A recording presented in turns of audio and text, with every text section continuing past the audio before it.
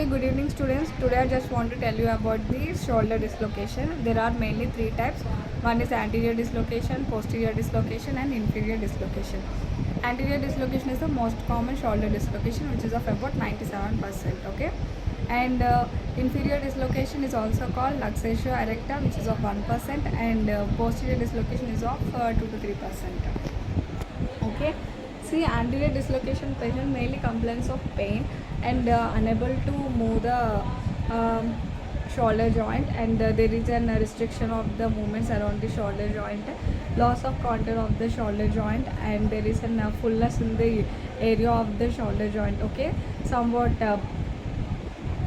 hard mass you can feel while palpating or examine the patient. Okay, and Regimen's sign because of loss of muscle supply, or if there is any axillary nerve injury, the deltoid muscle will get atrophied or becomes floppy. So that's why the contour of the shoulder is not maintained. Okay, this is one thing. And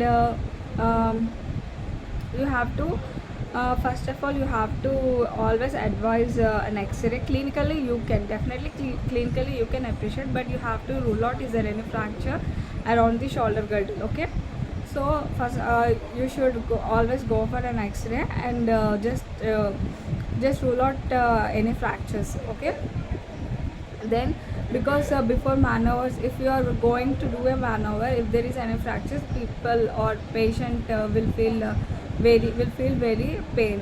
So always rule out fractures. Okay, next thing you have to do how to the main presentation. While the presentation of the patient with anterior shoulder dislocation is externally rotated shoulder, which is abducted, externally rotated shoulder, and he is unable to move his shoulder.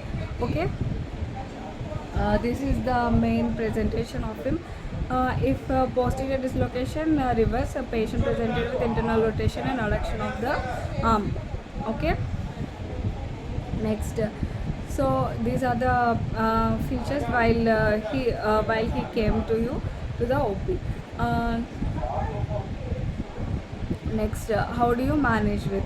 So always dislocations are managed with the reduction. Okay, reduction, and to maintain stability you have to immobilize for a certain period of time. Okay, how to reduce the anterior dislocation? There are lots of maneuvers. We are regularly use this the Coccus maneuver.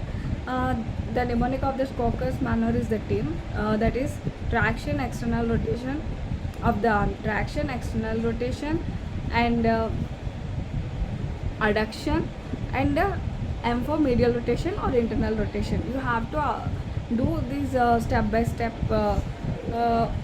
step by step action. Okay, this is how you reduce the shoulder anterior dislocation. Not only this one, there is also other techniques, Stimson technique.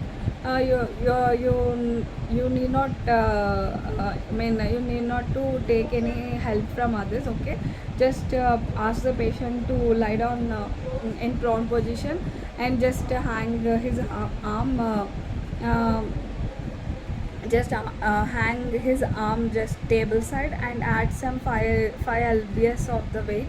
Okay, then automatically within 30 minutes the shoulder dislocation get reduced. Okay, other maneuvers like Milch maneuver, and lots of maneuvers are there. This is how you reduce the patient. If these maneuvers are not going to work, then you have to reduce under general anesthesia using propofol, fentanyl, and midazolam. Okay, all these are you can use for anesthesia purpose, and you can reduce under general anesthesia. Okay, so then that time you have to use that traction and counter traction method. Okay, traction and counter traction methods you have to use at that time. Okay, next one, See, this is how you have to reduce the shoulder dislocation, and always check for any axillary nerve damage or any vascular injury. Mostly anterior dislocation is associated with axillary nerve damage. Okay, just check for the signs of any nerve injuries. Okay, then you have to look for any uh, lesions like Banker's lesion, Hill-Sachs lesion. Okay, I just want to tell you what is Banker's lesion and what is Hill-Sachs lesions. Always remember H for H. Hill-Sachs lesion is nothing but the humeral head fracture. Okay, what is that? Humeral head fracture, that is postero posterolateral lesion of the posterolateral fracture of the humerus head.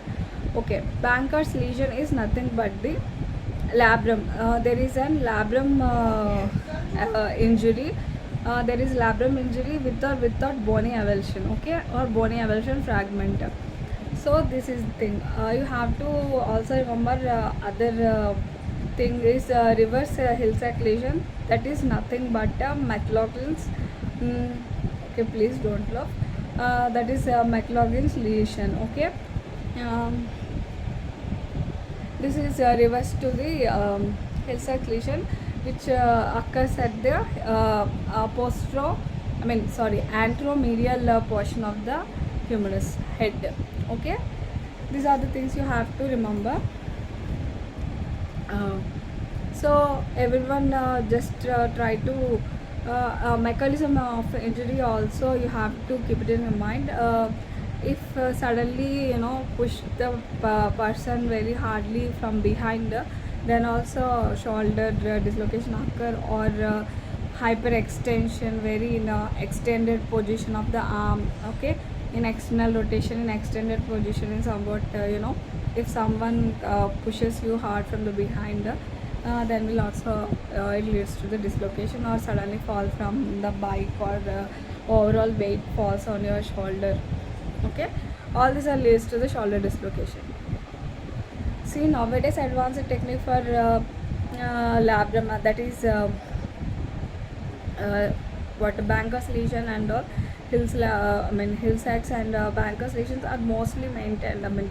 Banker's lesion is repaired by the arthroscopic surgeries, but it is very costly and innovative, costly, very modern technology. It's only available in very certain areas. Okay, very limited and not limited, only very super specialities and very advanced hospitals only this treatment is available.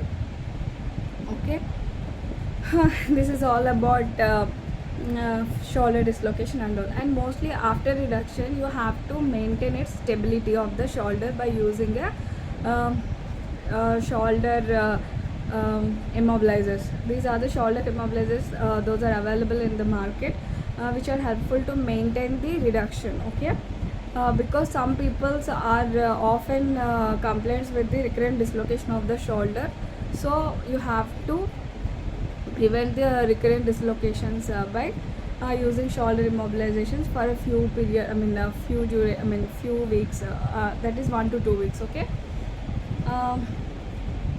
and later on you have to you have to you have to